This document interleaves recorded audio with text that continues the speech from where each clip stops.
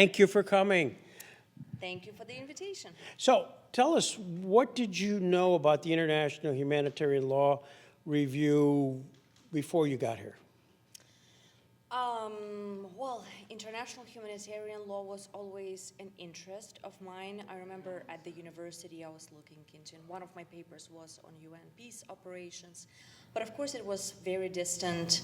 I never thought that we'll have to actually work with it in Ukraine. And of course when the war happened, we started looking into international crimes and everything after 2014.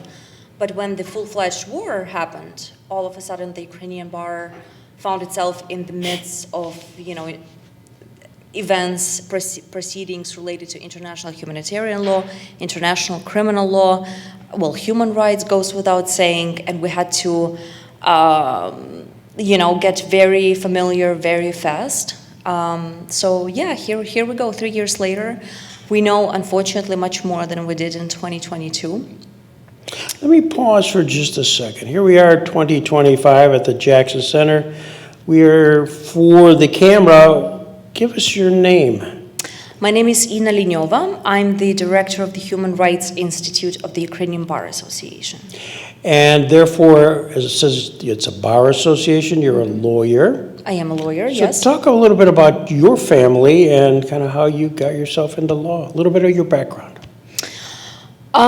Well, my grandfather, who I grew up with, was a lawyer. He was actually a police officer in the Soviet Union, and he was deputy chief of the station of my hometown, and he was well-known, well-respected police officer. He was always very honest and tried to be very kind, which honestly I don't know how that worked in the environment that he was at the time. But yeah, after retirement he became a defense counsel, and I was kind of growing up, listening to him talk, listening to parliamentary sessions by radio, and I always wanted to be a lawyer and follow his footsteps.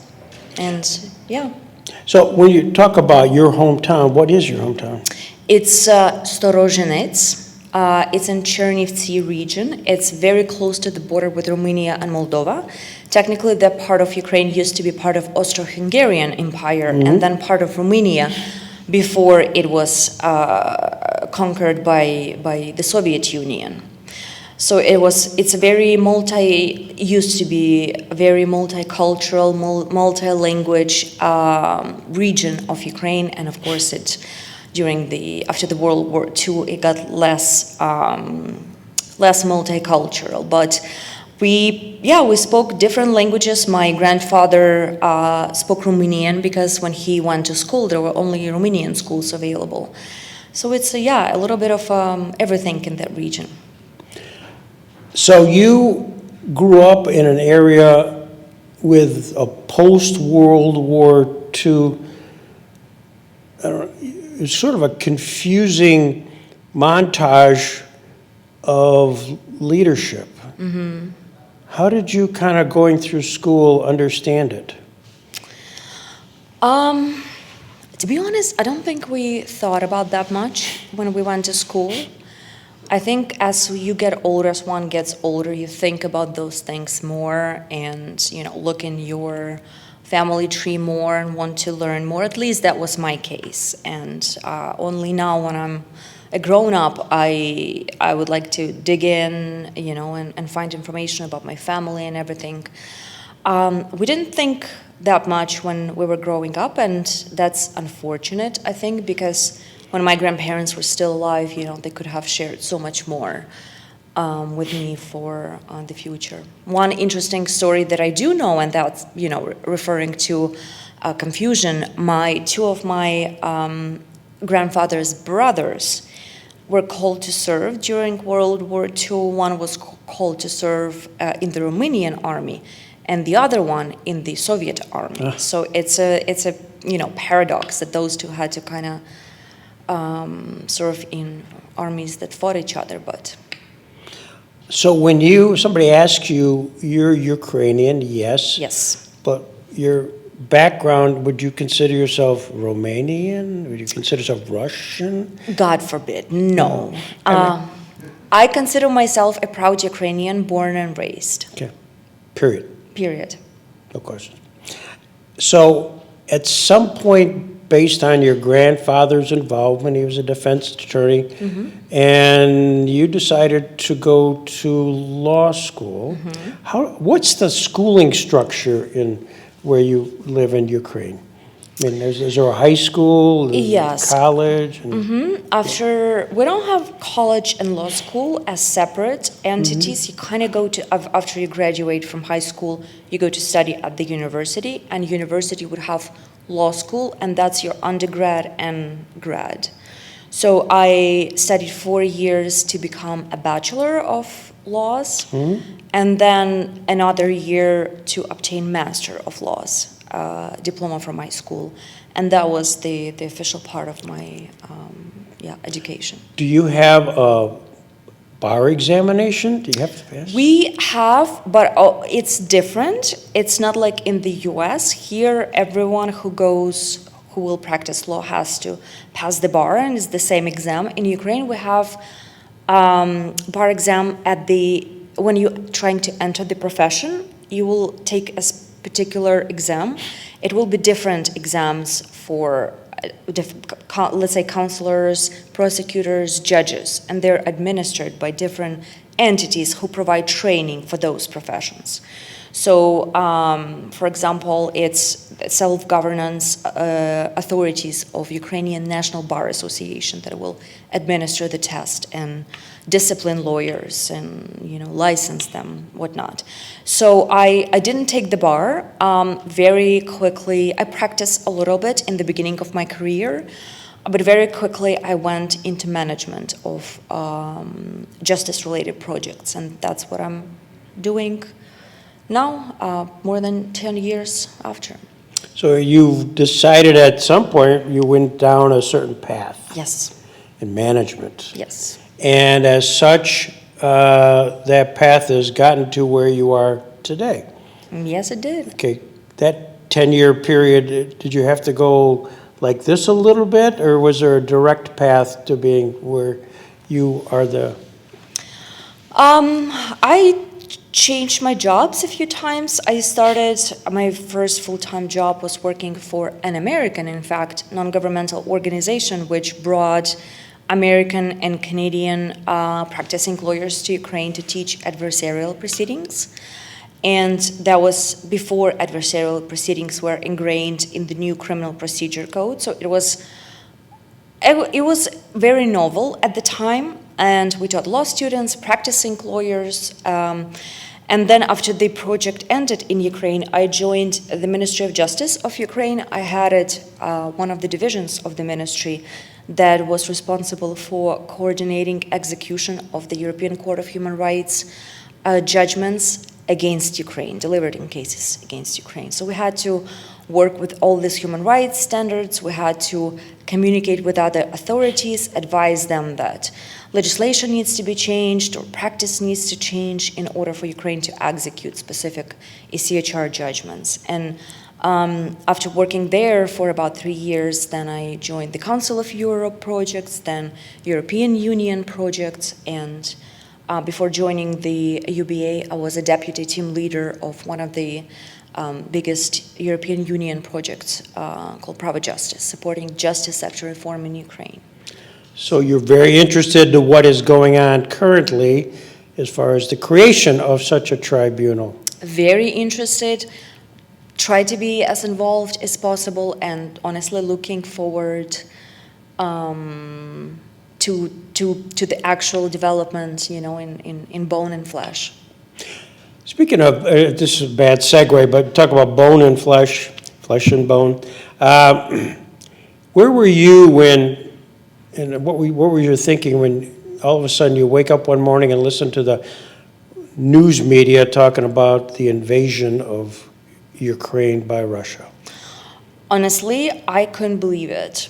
I was one of those people who didn't believe that it's possible. I was convinced that it's a matter of it's a way of intimidation of Ukrainians, and there's no way that in the 21st century a full-fledged war can happen in the middle of Europe. So I think I was shocked. I was in disbelief. I was very confused as to what's happening in the world. Very quickly, we had to pull ourselves together and start writing letters, open statements, getting things done. We organized a hotline for free legal assistance, et cetera, et cetera. So there was a lot of work, and we kind of had to dive into it and work 24/7 for a few weeks at least. Since it wasn't really telecast, or it wasn't really broadcast in the sense that we're coming in 2 weeks, 1 week, and all of a sudden it happened. Yeah. How was the response team created? I mean, from the legal perspective, all of a sudden, there's an invasion. There's an invasion, and Putin says, we've just invaded because we want our people back. Our Ukrainian people come back to the fatherland. I'm making that up, but essentially that's what he was saying. How did you respond internally? I mean, otherwise, it was just a bunch of, was there leadership? How did it work? We're managed by the board, the board includes representatives of various legal professions. We'll have, and all of them are volunteers. Amongst members of the board, we'll have counselors, we'll have civil servants, a few judges, a prosecutor, a notary, for example. So it's a combination of legal professionals, and we have a president and 2 vice presidents. So of course, all the operations of the secretariat are being communicated to the board. And when the war when I joined the Ukrainian Bar Association, I joined as the CEO of the Ukrainian Bar Association. So it kind of happened on my watch, and it was my decision together with my colleagues. We had to think about, what we're doing. And honestly, we let people decide for themselves. Many people wanted to relocate to the West. We helped those members who wanted to relocate to kind of find safe haven and place to stay. And me being from the west of Ukraine, we also hosted a lot of colleagues and acquaintances who drove to the west. Some people decided to stay in Kyiv, which was their choice. I don't think there was a very unified response, or I would say a good scenario, in a sense, an ideal plan of actions. It depended on people's family situations and what they wanted to do. But we were very flexible, and we allowed people to kind of do what they believe is necessary. If they wanted to relocate, they relocate. Some people left to be abroad right away. Some stayed in Ukraine, and we just worked online, tried to communicate with each other as much as possible, and that was our life. So out east, as the Russians are coming through from Crimea and working their way, bombing Kyiv, I mean, there's progression. It's moving pretty fast, pretty forward. What was happening in the bar out east? I mean, you're the CEO, you're the boss of the Ukrainian Bar Association, and how were you communicating with the folks who are trying to administer law when all of a sudden, at the same time, they're worried about their personal safety? What we try to do is we try to provide support to those lawyers who needed support and to citizens who needed support. So things we did, for example, announced that we will find accommodation, workplace, an office if you need office for those who wanted to relocate. And very quickly we got in touch with, other bar associations abroad, International Bar Association, American Bar Association, and through foreign colleagues we kind of looked for places to stay or jobs or just ways to get around for lawyers who needed it. We very quickly organized hotline for provision of free legal support to citizens and businesses affected by the war. We, as the bar, provided our office to those colleagues who lived in the east, for example, and they moved to Kyiv. They needed a place to stay. So we kind of tried to be. It was very hectic, very ad hoc, but that it was, whatever we could do at the moment. A lot of legal communities organize themselves in their own little groups, and they try to be proactive and also help people. Law firms quickly, within law firm, colleagues would kind of organize together and start, volunteering. A lot of people went to serve right away in, be it army or territorial units who were, just volunteers looking after their place where they lived. So it was very kind of, the society quickly got together, and there was no good coordinated response between all these different players. But nonetheless, people kind of tried to do whatever they can do, and so did we. But it was, it wasn't fun to be, to live through those times. What happened to the judiciary out east? Again, I can imagine the courts were closed and really not functioning, right? Yeah. Officially, I don't think courts ever closed. People relocated. And so the Supreme Court, back then, the High Council of Justice of Ukraine was paralyzed because not enough of its members were elected. And so the Supreme Court president unilaterally made decisions about changing jurisdiction where necessary. So kind of judiciary tried to handle all these cases as they could. But unfortunately, a lot of court premises were bombed. Judges were targeted. So it was not a good time for anyone, but definitely judiciary was in the focus of aggression as well. In many cities, court premises were part of city councils, for example, or city administrations. And once, those were hit, courts were hit as well. So there was a lot of moving parts, I would say. And you would think that COVID, taught us to be better at working remotely, but it didn't. Ukraine still needs to catch up when it comes to e-court, and we had legislation and practices that had to make sure that e-court exists and functions, way in the past.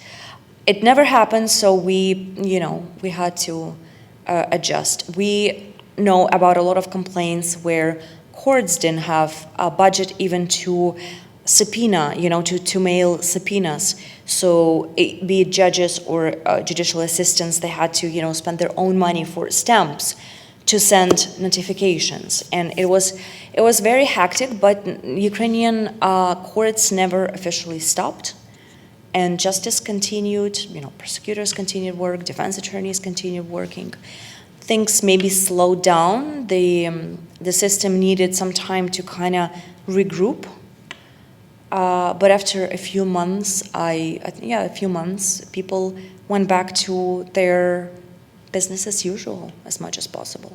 So you, as the CEO of the Ukrainian Bar Association, are really conscious of the domestic law. I mean, what's going on, Ukrainian law, the implementation of Ukrainian law. But at the same time, there's some real violations occurring on an international law basis. So that takes you from a domestic to an international. Were you involved in both those jurisdictional things? I believe we started from the national. What we did, we offered our assistance to national authorities in as far as it concerned them adjusting to martial law. We, for example, together with the Ministry of Justice, we drafted few laws that help them to kind of adjust their proceedings as necessary. We worked with the Supreme Court towards the same end. We quickly, for example, spoke to American lawyers who were part of the Compensation Commission for Iraq and Kuwait, and ask their expertise with regard to damages, put it together, send it to the Cabinet of Ministers of Ukraine, to Ministry of Economy. So we kind of try to help national stakeholders as in their kind of order of priority. And after that was taken care of, I think gradually we moved onto more systemic things, such as evidence collection. Very quickly, we started working with the IBA and their Eyewitness for Atrocities project, which is an amazing app, and it automatically collects metadata.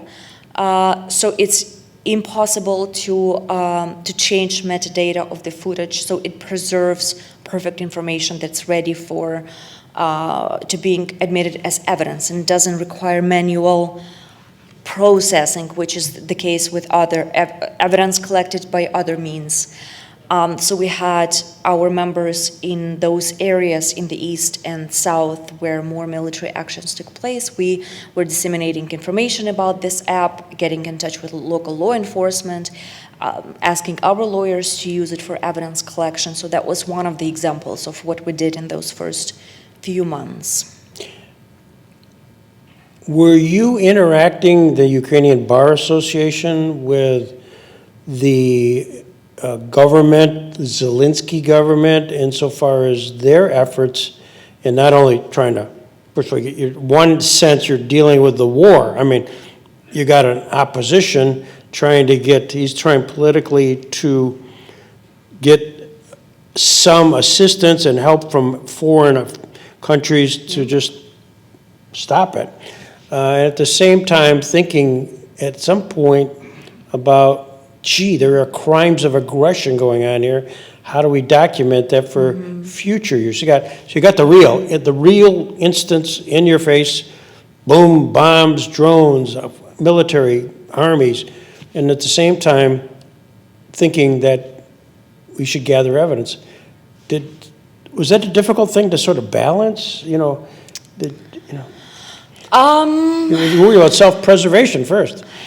Exactly, and I think we were dealing with things that are burning. So whatever burned first, we kind of had to juggle various balls at the same time. We were in touch with the government. The government, of course, had their priority on responding by military means, because no one expected that this would last for months or even years. So what we prioritized in those first weeks and months was to communicate publicly, to reach out to European Union, American administration, other governments, asking them to impose sanctions, to close the sky completely to protect Ukraine. So we did a lot of that, hoping that that response will be sufficient for the war to stop. And once it got clear that it continues happening, and then all those atrocities became evident, and Bucha pictures were published, and everyone saw them, then we all kind of went on to, we offered our assistance to the Office of the Prosecutor General when it came to evidence collection, and working with survivors and victims, and more gradually but systematically working with evidence. Let me ask a personal question. Again, you're reading day-to-day reports, and as were we, and again, you saw this kind of rapid movement, and was there a fear factor that all of a sudden what Putin has started, he may finish? I mean, was the Ukrainian mindset such that maybe we're not going to be able to pull this off? Yeah. The thought crossed my mind. I was very impressed with how people stood their ground and, organized themselves in this, territorial units that were, helping the military, and volunteers started helping the military. People were buying drones, this and that. There was this very unique, I think, to Ukrainian context, unique response of the population to the war. And I I thought at some point that this will go badly, especially, we all know how the world leaders responded. The Ukrainian former Minister of Foreign Affairs said that everyone was saying goodbyes as if we were a terminal patients, before the aggression. So I think that was the initial expectation of everyone, that this, things might go badly, but once Ukrainian military were able to kind of stop and slow down the invasion, people started getting more and more hopeful.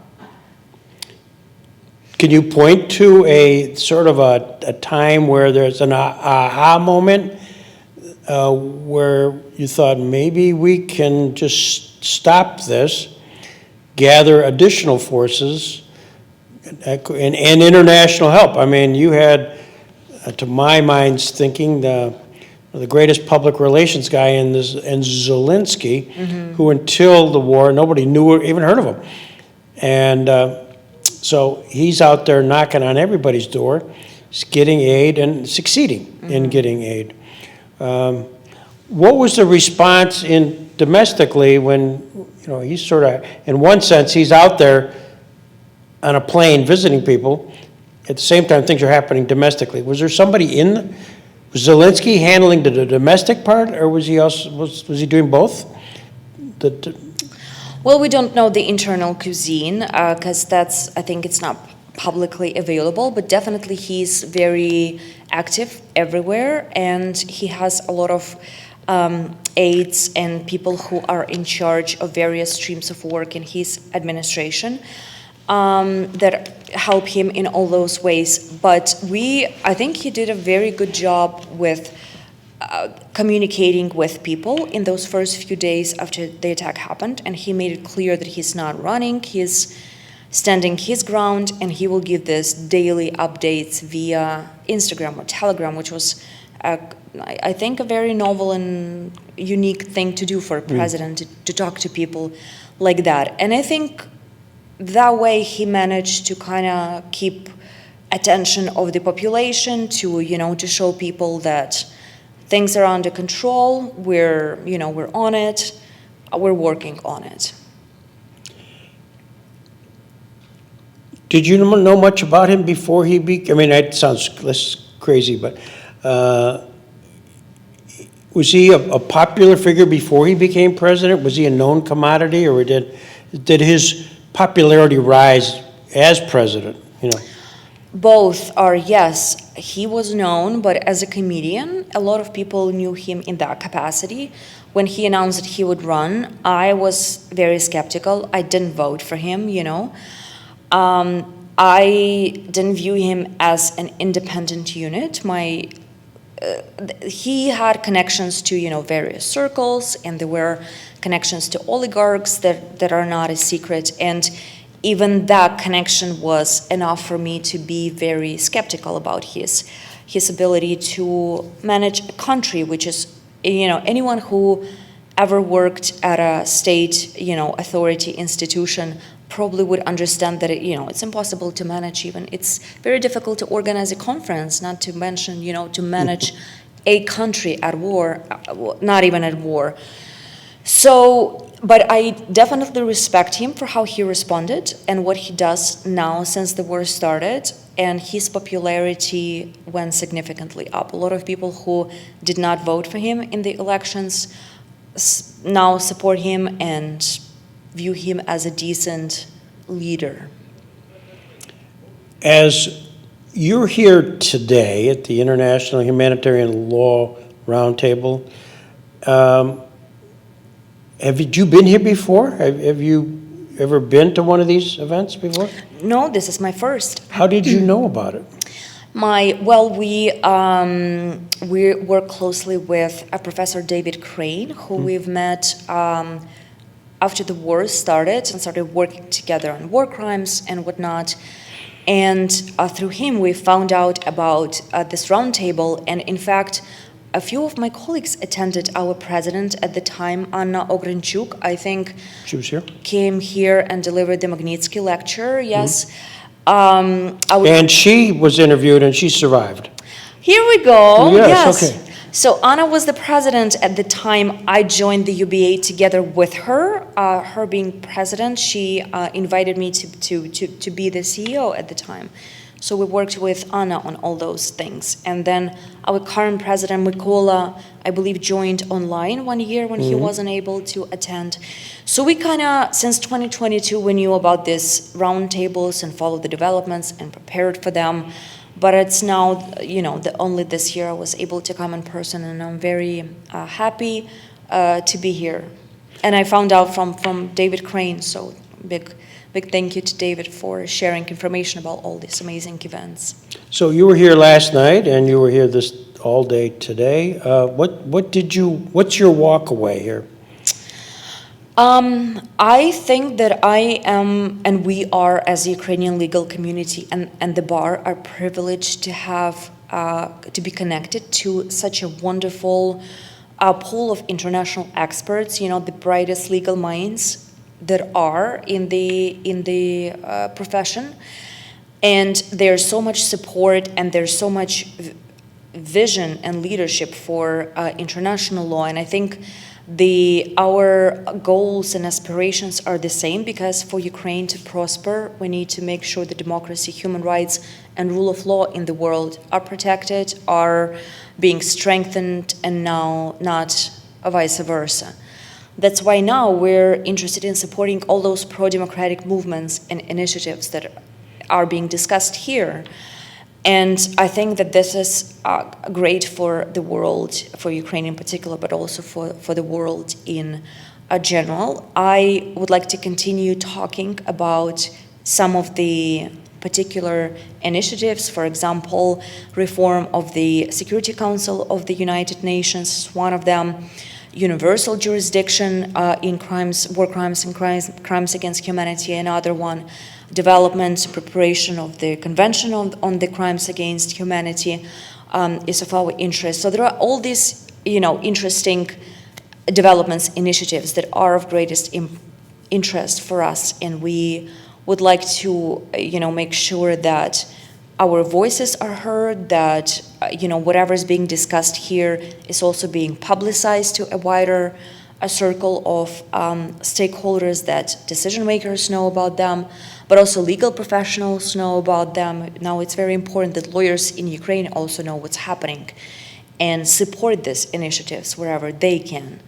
So I think I'm going to leave the table with a lot of inspiration, a lot of ideas for the future, and a few friendships that I would like to, continue and cherish. The European Union there's an initiative, and for the camera, because not everybody would know what it is that has been instituted or initiated, I should say. So from your perspective, what have they initiated, and how might the Ukrainian bar fit into that? So if you could educate us. So, sure, the Council of Europe, which is the organization that Ukraine is a member of, and Russia was member of at the time of the aggression, which is very significant in this context, found a way to establish officially the Special Tribunal for the Crime of Aggression against Ukraine. The official agreement to that end was recently signed by President Zelensky and the Secretary General of the Council of Europe. This is a great development which we advocated for years. A few days after the full-fledged invasion, various experts in international law started talking about how we need a tribunal because the ICC, the International Criminal Court, doesn't have jurisdiction to review this crime of aggression committed by Russia against Ukraine because Russia is not a member state. This initiative seemed very idealistic and impossible at first, but now, 3 years later, it came to fruition. It's unfortunate that the United Nations were not able to find a platform within the UN for establishment of this tribunal, because it is a mandate of the United Nations to ensure peace and justice in the world. So that was unfortunate, but I'm very glad that the Council of Europe found a way to, to pick up the slack and to help Ukraine in this respect. It's not an ideal mode, but definitely this is better than no tribunal at all. The Council of Europe is an international organization. It will allow for other parties who are not members of the COE to join the enlarged partial agreement, thus making the tribunal more and more international. And yes, the tribunal will review the matter of aggression of the Russian Federation against Ukraine. And we're looking forward to the developments. Now, the statute of the tribunal is already published.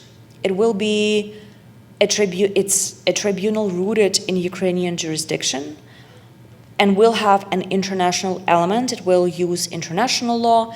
It will have international judges, maybe prosecutor, registrar, so part of the personnel will be international. And again, this is not ideal, but given the reluctance of some countries to go ahead with a full-fledged international tribunal, we believe that this is a decent compromise.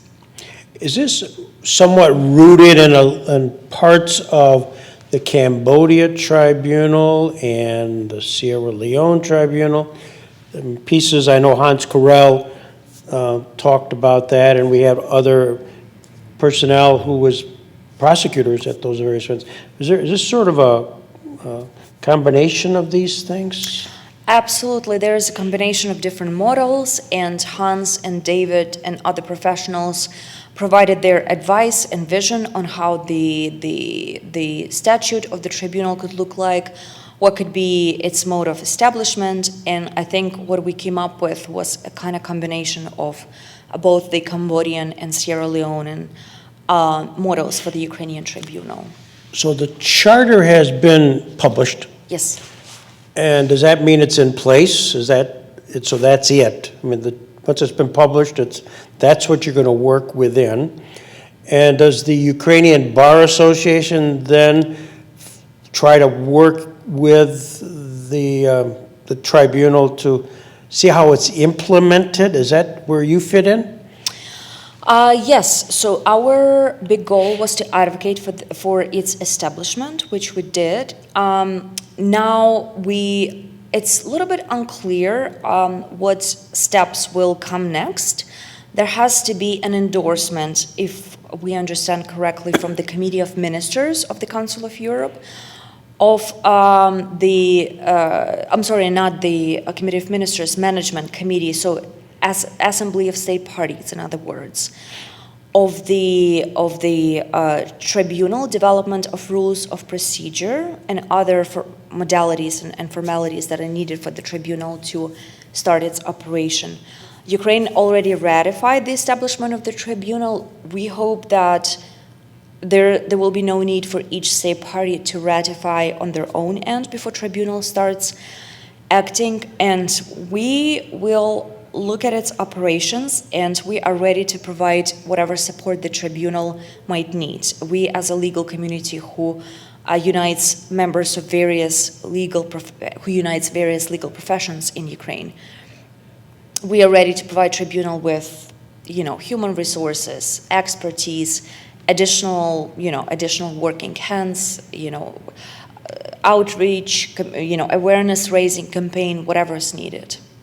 So I'm hearkening back to what limited knowledge I have of the Cambodia Tribunal, where there was a domestic prosecutor from Cambodia coupled with a non-domestic, and we had Robert Petit, Andrew Cayley, and others were part of that. Is that envisioned in this case as well? Yes, we did not. I understand that our Western partners, in particular G7, we can say, favored this option more. We did not believe, we wanted a fully fledged international tribunal. So now the Ukrainian tribunal does look like Cambodian tribunal, and unfortunately it wasn't able to feed off Sierra Leone. because of the inability of Security Council of the UN to endorse the establishment and approve the establishment.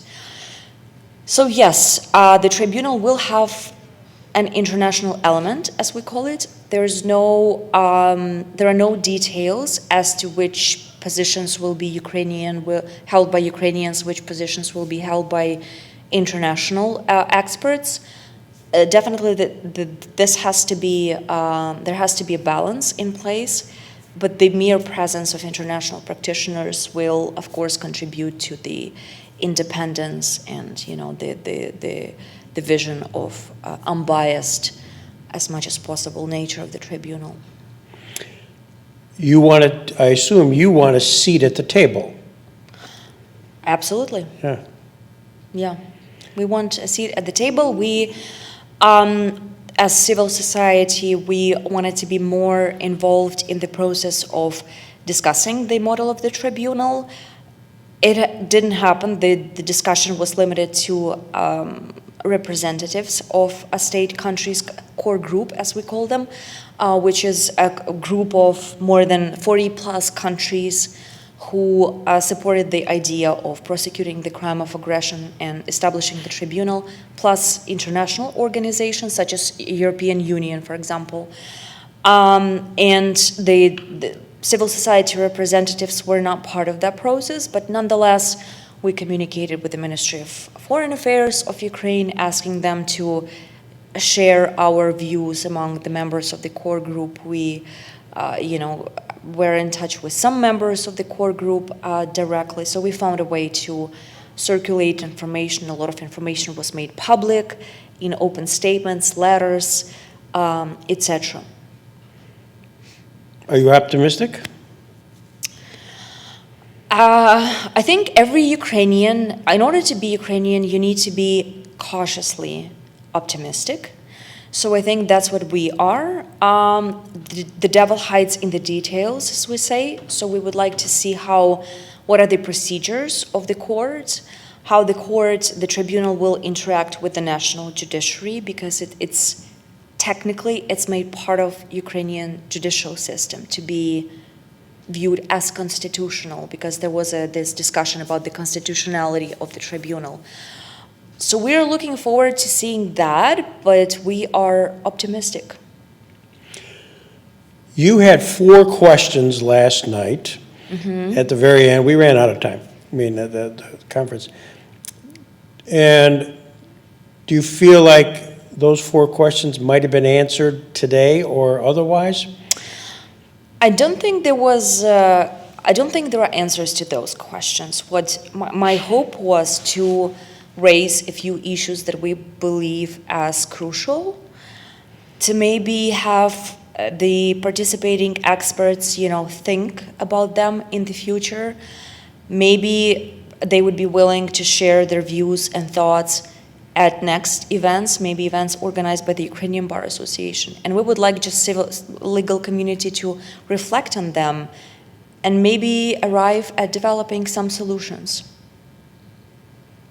And those questions were, if in case... By the way, for the camera, what were the 4 questions?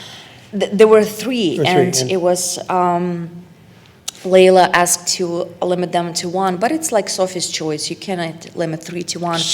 So my first question was the state of democracy and rule of law in the world, because we see a very worrisome trend where, if you will look at the Freedom House and Economist reports about the global state of democracy in the world, we see that it's been going down for 15 years or so.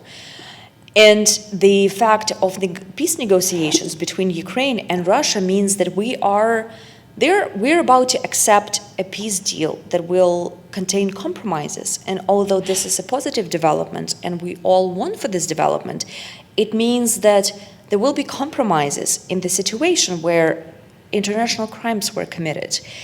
And the good countries, as we can call them, the good guys, were not able to defeat the bad guys by military means, as it was the case in World War II. So here we have a situation where the majority of the population of the world does not live in democratic countries, does not support rule of law the way we see it. Some European countries, are on the verge. We see as population voted, and we see that they are very close to being far right. So how do we respond to that? How do people who still lean on democracy and human rights, how do we respond in this reality? That was the first question. My second question was about the universal jurisdiction in Ukrainian context. We look at the principle of positive complementarity in international criminal law, and this principle encourages other countries to roll up their sleeves and initiate criminal proceedings where they can. And there doesn't necessarily have to be a nexus with a particular case. In case of Ukraine, for example, to illustrate what I mean,